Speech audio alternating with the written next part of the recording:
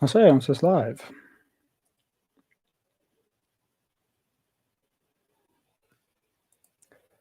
Het jy enige idee? Copy.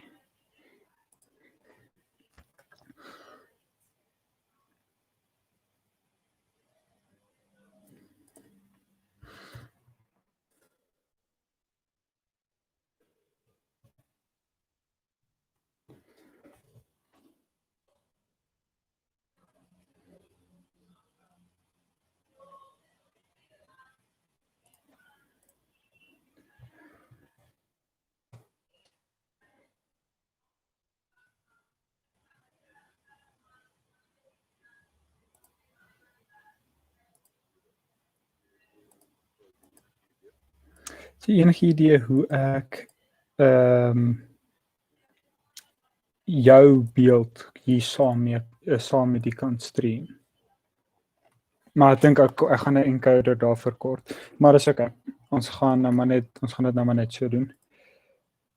Okay, en jy's reg met Engels? Ek gaan nou vir jou die link stuur. Waar is jy nou? Waar is jy? WhatsApp web is net so irriterend, want dit vat net te lank om op te maak, as jy my vra. Dit is net irriterend. As hy.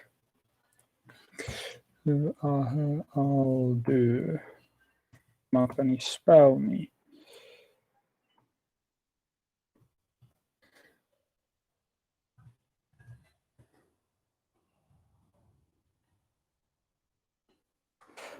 Okay, here we go. En die camera gaan homself stukkend skud like it my. Okay, so this is the first episode of the currently unnamed motorsport podcast. I'm Christo, joined by Valdu. And this is just a simple podcast idea we had where we will share our basic thoughts on what we think is going on in the world of motoring. It's don't have any major goals for this. It's just for fun at the moment. So first talking point, Alonso at Indy. He's racing for Arrows Schmidt Peterson Racing. So he uses a Chevrolet engine, same formula that won last year's Indy 500. I suspect that Andretti Motorsport will be juggling some personnel into the team to better Alonso's chance for winning. Only 33 entries, which is the maximum amount of starters that will take part in the racing anyway. And he had P5 in day one and P6 in day two after crashing. What do you think, Valdu?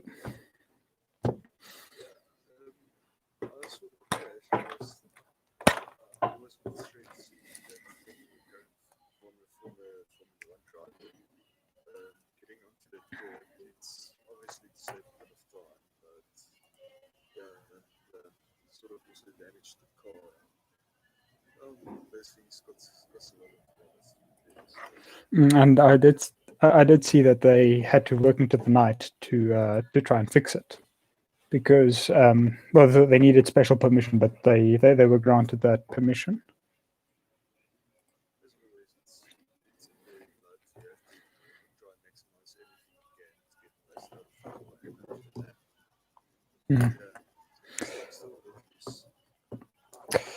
Yeah, what would you say is his chance of winning this year? Chance of winning, I don't know. Considering I think like the three qualified from 16 to 43. Let's say it's like the race pace is a bit better. The race day everything is different. Nothing is the same. That's very true. So yeah, let's say maybe we'll get his triple crown this year. He did say something along the line of winning.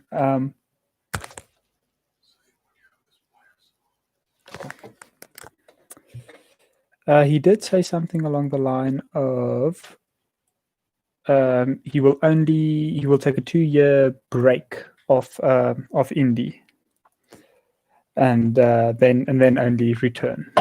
Don't know why, or just to go and clear his head a bit, but we will see what happens and how that goes down. It would be nice to see Triple Crown in the hands of the guy, but I mean, there has only been one ever. I mean, if you're counting overall Le Mans wins, if you start counting category wins, then you can give a few more because, but classically the Triple Crown means our overall winner of Le Mans and winner of the Indy 500 and a win at Monaco. And that's, I mean, Graham Hill's the only one, and I think it does put him that puts him in the history books. But even Alonso, in how much he has been doing, it's also put him in the history books. But I don't know. I hope he goes on to, I don't know, even one day win the Dakar. It should be interesting because he's embracing what the classic racing driver was. You didn't just stick to a sport, go to a sport and stick with it. You went everywhere. In like a pizza went for rally and everything. yes. I mean, just before Jim Clark was tragically killed in Germany. He was in an F2 race. He won a week, I think it was a week before that, he won in South Africa. It was, I mean, they literally went just to keep on driving and keep their eyes, keep themselves sharp. Next, I think there's like a adrenaline rush you just can't escape. yes. It's like a drug once you there's nothing else like it. You can try, but never that same amount, that same feeling. And you will. I think it's actually quite true with.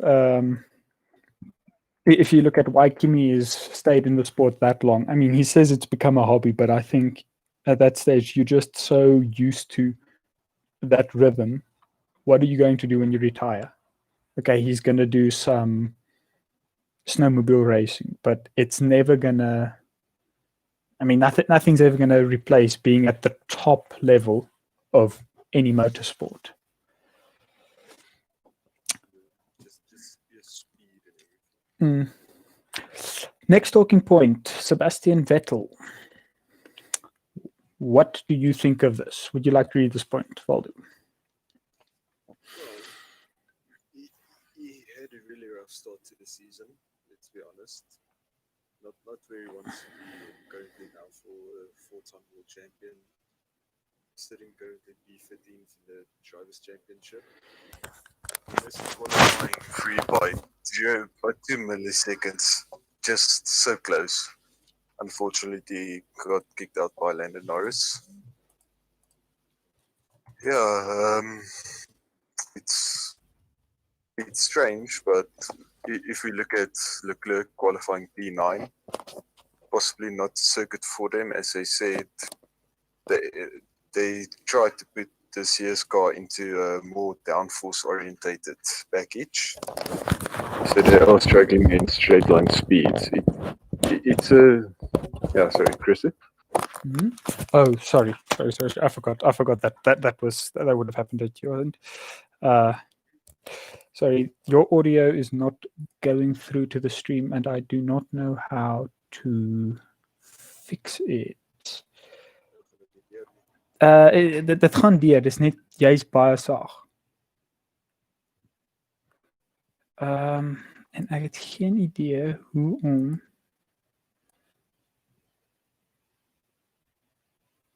Okay, ek kry 'n boodskap nou wat sê dis beter. So ek dink ek gaan nou maar net aanpraat en kom ons hoop dit gaan beter. Okay, please continue where you left off. I'm not sure where that was. Like Barcelona. Oh, and the track not favoring them. Yeah, of course. There is a lot of medium to high speed corners, but mostly like in your third sector, it's is mostly slow speed, like normally under 100 miles per hour. The last Mm. chicane. Yes. Um, yeah, it's a bit of an unfavorable track, but as we saw, Charles Leclerc extracting most out of the car in Hungary, getting wait, was it Hungary or yeah, I think it was Hungary. First Jeep, first Grand Prix of the year. That was Getting Austria. Austria, sorry. Thank you, Chris. Getting a P2, Yes. extracting Yes. most out of the car there. That was a really impressive ride. Mhm. And then the coming together of the two cars and the Styrian Grand Prix. Not the Yes. best one to see, but yeah, let's leave it there. And then obviously his performance in the 70th anniversary Grand Prix and the British Grand Prix. Impressive considering Mhm. the struggles Sebastian had Mm. with his. Yes. Yes. That then brings us to the next point, which is Vettel really that bad? And this is not for a joke. This is actually meant serious for those watching. Let's just quickly get the standings. And I think, well, he's actually, I don't know about you, but he has scored some points. It's not like he's completely slacked off and mucking around. But I mean, if you think about the Styrian Grand Prix, I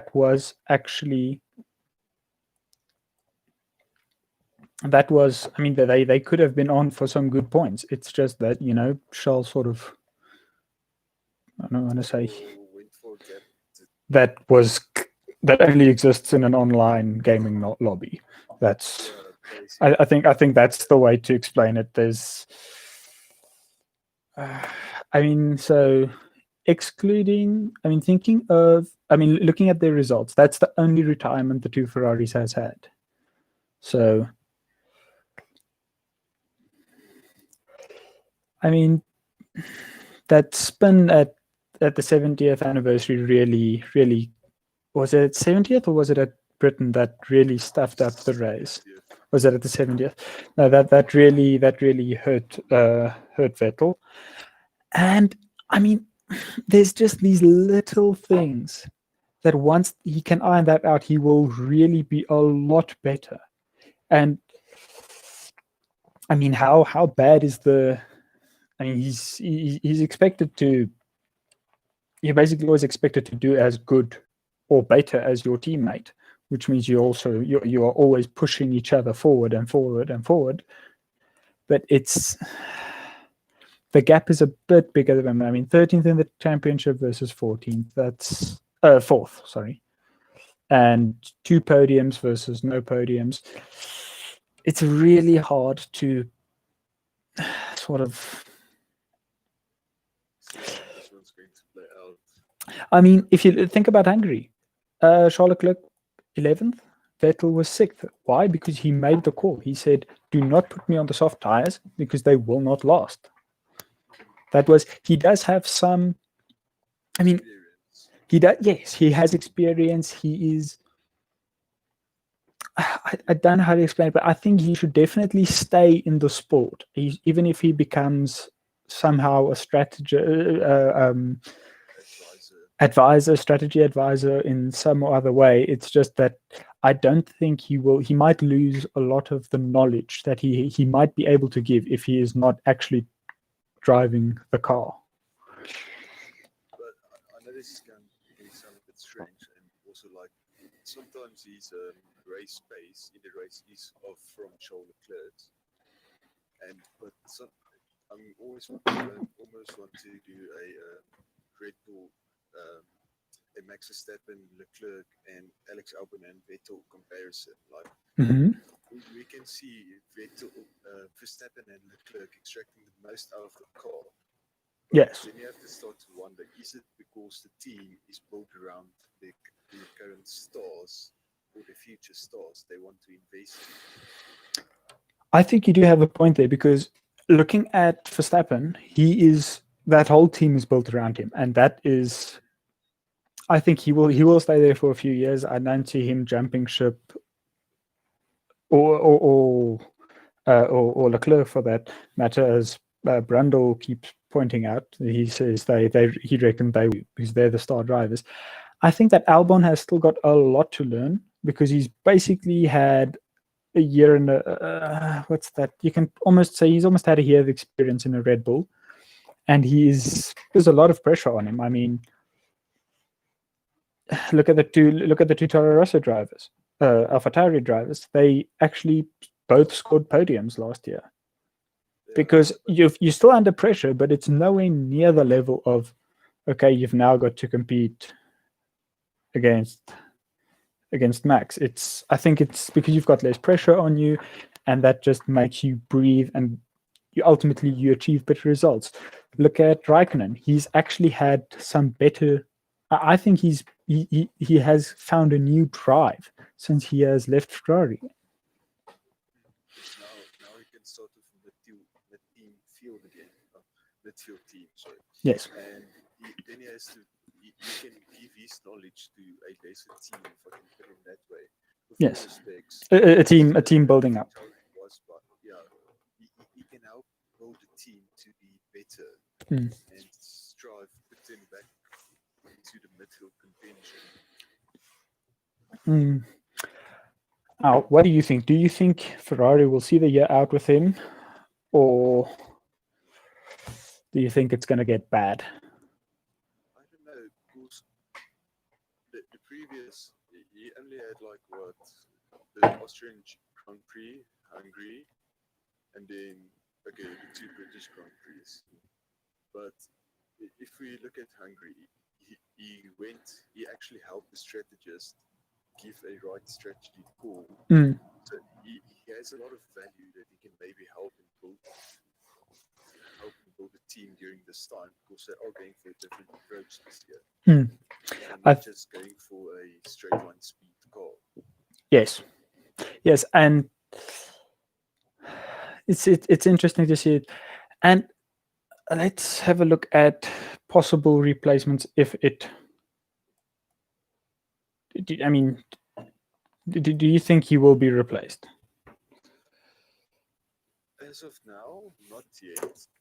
I think things are going to still have to get a bit worse until they throw him out. I actually saw an article that says that they are sizing up. I think it was Raikkonen or Hulkenberg for him, which is actually two names we've got here in the talking points. The other name I have thrown in here as a possible replacement is Giovinazzi, because he is. I mean, ultimately, he is so deep into Ferrari because he drove the simulator when he wasn't actually for the last I don't know how many years, if he wasn't actually driving uh, on the grid. That's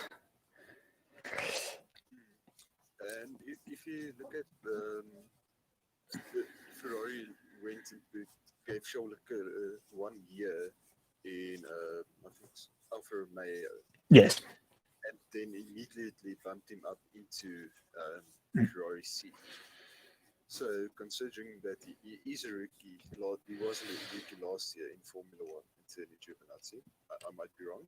It's the first time I saw. He was. It was the. It was his first full season. He did do two races at the start of 2017 when Verline was injured. Then, if you look, last year he placed 17 in the driver standings.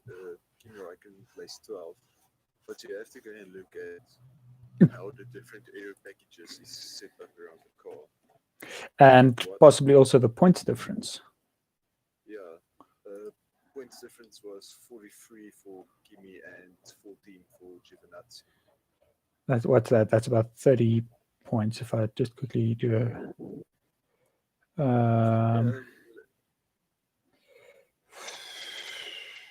Yeah, about a bit less, 29, 29 point difference. That's yeah.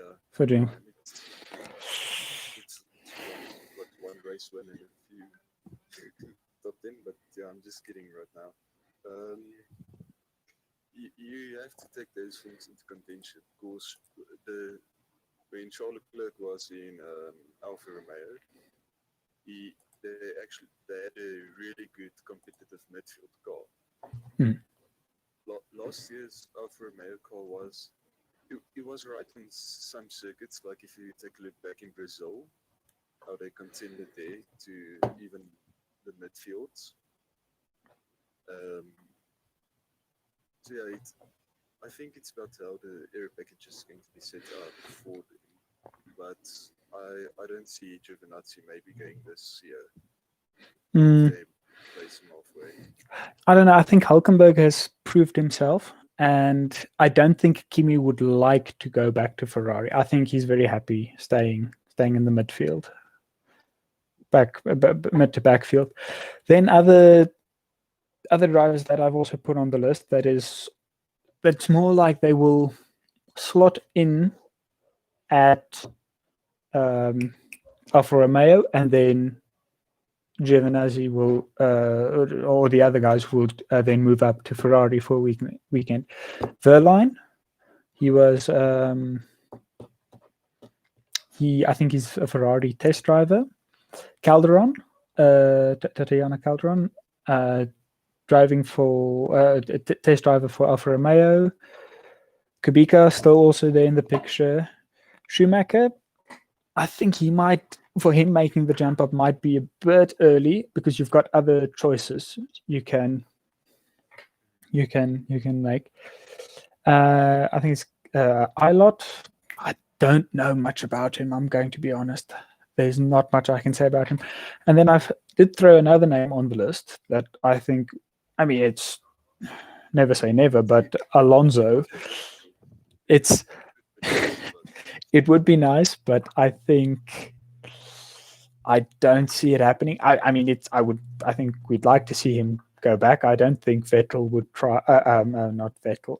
Renault would try to block that experience he would make. gain He would gain there. more And if more anything, entry. if anything, they would. I think Renault would encourage it because if now you've given him some experience in modern equipment that is not at your expense. You don't have to worry about any cost related to crashing or training or anything like that. Mm. Yeah, I think it's unlikely, but let's still see what comes from that. And then So on yeah, that point, there might be a chance for Robert Kubica if they replace Vettel, because Robert Kubica, before he got into his rally accident, he actually would have signed for Ferrari that next year. I remember that. I didn't even think of that. Thank you for pointing that out. That is actually quite interesting. And I think he's actually trying to. I think he was at some stage looking at joining Ferrari as a simulator or as a test driver. But that's a good point you've made there, Valdi. Because then, I, theoretically, I would rather have them pick Kubica because he might have a bit of team knowledge and experience with them, Mm.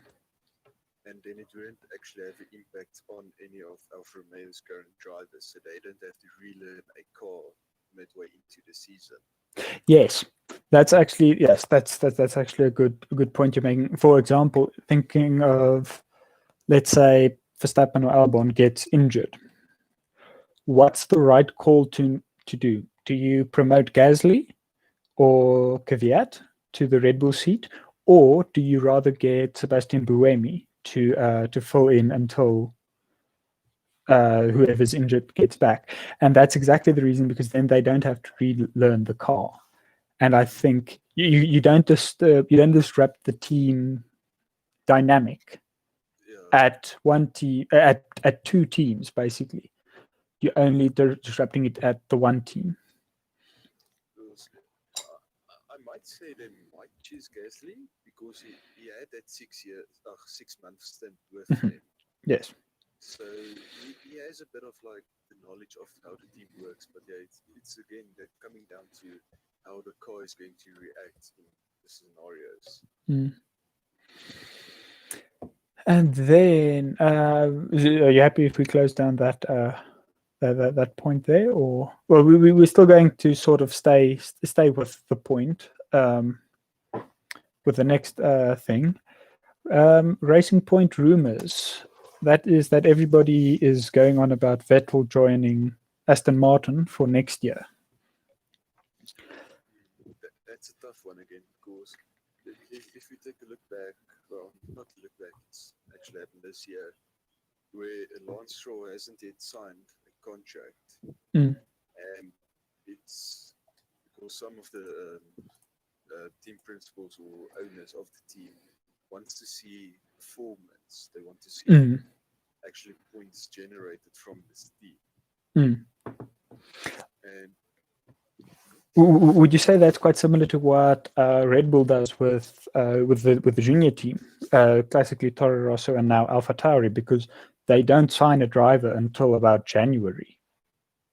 I would say that because if you look like back at last Mm. year when they weren't happy with Gasly's performance, they immediately just suddenly swapped him with Alex Albon. Mm. So it's people, they are looking for performance now. They want the drivers to deliver on the performance of the car that they have. Mm. But all in all, Lance is not doing really bad this season. Yes, I do think he's still got a bit. He hasn't quite figured out the car yet, but I do think. I mean, if you go and compare him against Ocon, it's a bit. I mean, I think it's a bit unfair of a comparison because the two cars are completely different. And I mean, if you just talk about how smooth input into the steering wheel is, especially the last two turns at the Red Bull ring, I know that he's not very smooth through that. But he has. I think there was actually a YouTube video made this year that I can't remember who made the video, but he said that he asked the question that has Stroll become, has his style matured over the last, I don't know how many years. It's his fourth year in the sport. Yeah, I think it's a good year. Started in 2017, yes. So it's, I think that has been a bit longer than you would usually give somebody to fully adapt to it. But If you look at it, 2017 he was with Williams, and 2018. yes, yes, 2018 was not one of wasn't. his best. Yes, that's. Was the worst, arguably. And what did he do last year? Last year he was 15th in the championship. How many points behind? Perez came 10th, and the points difference was 21 versus. Give me a moment. 21 versus 52. So that's quite a big points gap. But if you have to take a look, I'm not criticizing any of Racing Point's decisions. Last year, they were like battling for, I think, fifth and sixth, because Renault and McLaren was arguably the front runners of the midfield pack. Yes. Their battle to become fourth, to sit fourth in the constructors' championship. And tracks where Racing Point was dangerous. And I think if I hold on. Yes, and they actually were quite close to Toro Rosso that year. It was that's a 12-point gap. Yes, it is actually quite close. They were battling for like top three in the midfield runners, but they were not on pace with Renault or McLaren. But this year, with a more competitive car, even challenging the top three teams, you have to see. We have to see how this one is going to play out. Can I just add something there? You say challenging the top three teams. their results at the moment, I mean, if you exclude the qualifying pace, I don't think that car has got much because they have not delivered on qualifying pace once this year. I think if you go look at Hungary, it was what is it? They qualified third and fourth. They they were nowhere in the race. Now, okay, it was the rain and everything, but let's just get the results here. Checo Perez 667. The Austrian Grand Prix, where I think it was Austrian Grand Prix where Sergio Perez actually started catching up to Alex Albon in the late stages of the race. That is, yes, that is true. But wasn't he on very old tires or something? Albon fourth. See, Albon was fourth. I think I'm not 100% sure, but I think Albon was catching him. But I could be wrong. I could be wrong. I'm trying to. I might be thinking of the wrong race entirely because I remember they had a very close finish at the end.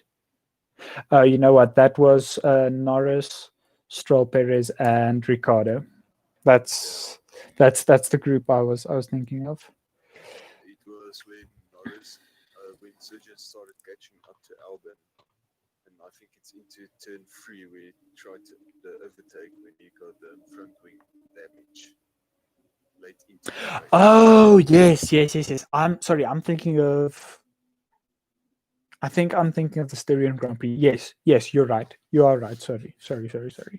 That is you're correct. That is. So it might once again be certain tracks just suiting them better, but up to this point, it's a tough one. If you look at the 70th anniversary Grand Prix performance, where Hulkenberg qualified third, but ended the race in 7th, but that's because of tire vibrations they had to pit in just to make sure. If you look at the week prior's Formula One, where three cars tires just disintegrated. Did anything come from the Kvyat tire that popped off? I don't know. Did you see anything about his tire just saying "see you"? Just before the S's. Yes. I think it was a puncture that happened. Down to turn some of the modes on his vehicle, the tire got a puncture. Oh, okay. Because I think he actually thought he had spun the car. Yeah, dropped it on the curb or something. I think that's actually what he thought, and I actually also thought that because that was, I mean, it just looked like it. And then Martin Brundle could actually point out and say, "Oh, well, hang on, look there. You've got." He was actually not near the curb, and then the car snapped. But in any case, the Grand Prix has just started, or is about to start. And I think, is it okay with you if we end the stream here? We've still got some other talking points, but we can carry that over to the next podcast, if that's okay with you. It's fine. No problem. Okay, well, thank you for watching, and we will. Stay safe during these dangerous times. Yep. Try to wear a mask, or wear a mask. Just try not to get irritated by it. Keep safe, and as Max always said, hydrate and sanitize. Goodbye.